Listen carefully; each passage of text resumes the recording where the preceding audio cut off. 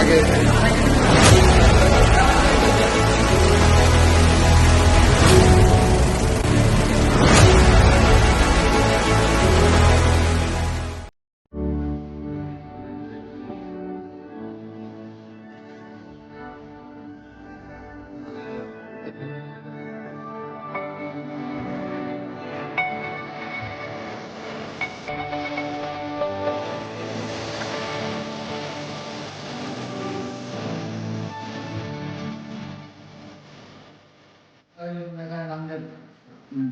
Face to face পাল্টালেও এখানে এসে effect করবে, সে বোঝা যাবে এখানে যে ফেস টু ফেস খালি ফেজে ফেজে করবে।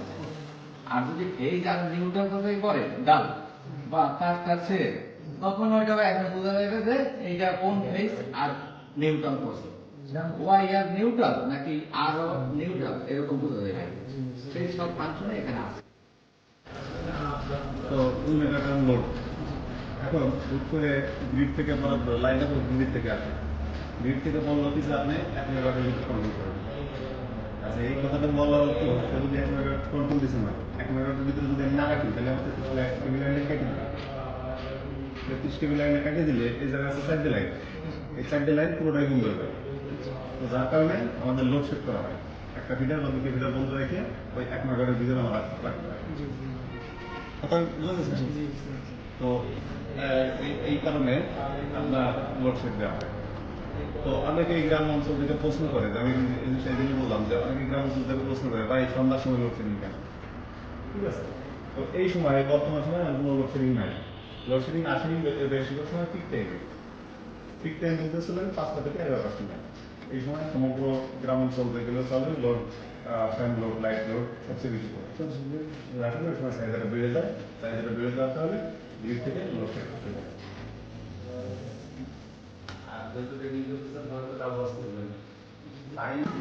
এর ভিতরে তো অনেক বিস্তারিত ল্যাবরেটরি ঢোকার অনেক কিছু আছে, তাই না?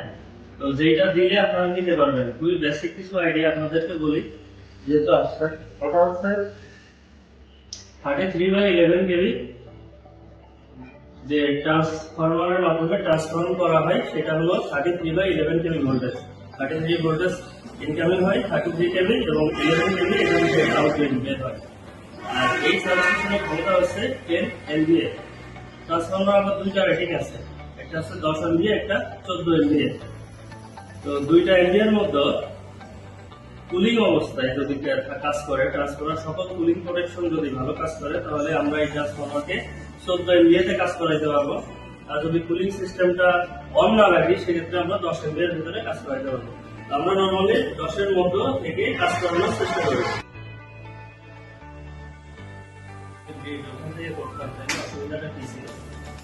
ঠিক আছে, তো বেসিক আপনাদের কিছু বলি, সেটা হলো 33 কেভি ভোল্টেজ যত বৃদ্ধি পায় কারেন্টের পরিমাণটা কমে আসে, তাই না? আচ্ছা, কারেন্টের কারণে একটা পাওয়ার লস হয়। এই পাওয়ার লসের একটা সূত্র আছে, I² আর লস। তো কারেন্ট যত বেশি হয়, I² আর যে লসটা সেটা কি তত বেশি বৃদ্ধি পায়। মনে করেন যে 2 অ্যাম্পিয়ার কারেন্ট আসছে, রেজিস্ট্যান্সের মান 10, তাইলে টোটাল পাওয়ার কত হবে? 440। 2² মানে 4 ইন্টু 40। এখন এই কারেন্টের পরিমাণ যদি 3 হয়ে যায়, তাহলে ওইদিকে কত হইল? 3 3 9 আর এদিকে 10, 9 10 90। মানে 1 অ্যাম্পিয়ার কারেন্ট বৃদ্ধির জন্য দেখেন প্রায় 50 অ্যাম্পিয়ার, 50 ওয়াট পাওয়ার বেড়ে গেছে। আপনি বুঝতে পারছেন, যত আমাদের কারেন্টের পরিমাণটা কম রাখবো, তত আমাদের লসের পরিমাণটা কম হবে।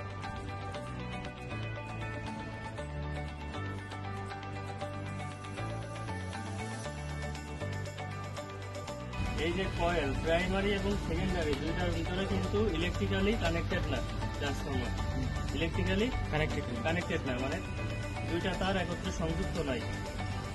তাহলে এটা কিভাবে ঘটছে?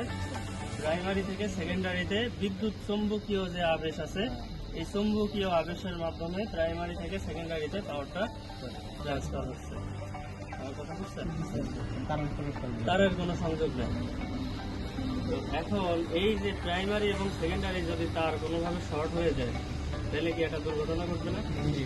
তো এই যে কোর গুলো আছে, কপার গুলো আছে ভিতরে কয়েল, সেগুলো কিন্তু প্রত্যেকটা কয়েল আবার ওর উপর দিয়ে একটা ইনসুলেটেড করা আছে, একটা তারের সাথে আর একটা তার জন্য সংযোগ করা হয়। এবং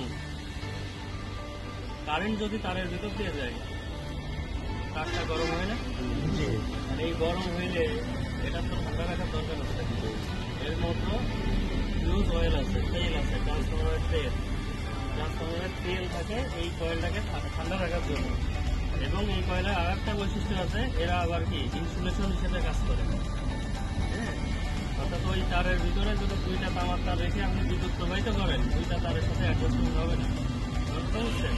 তেল ন্যাচারালি কি করে? বিদ্যুৎ পরিবাহী। এই তেল হচ্ছে বিদ্যুৎ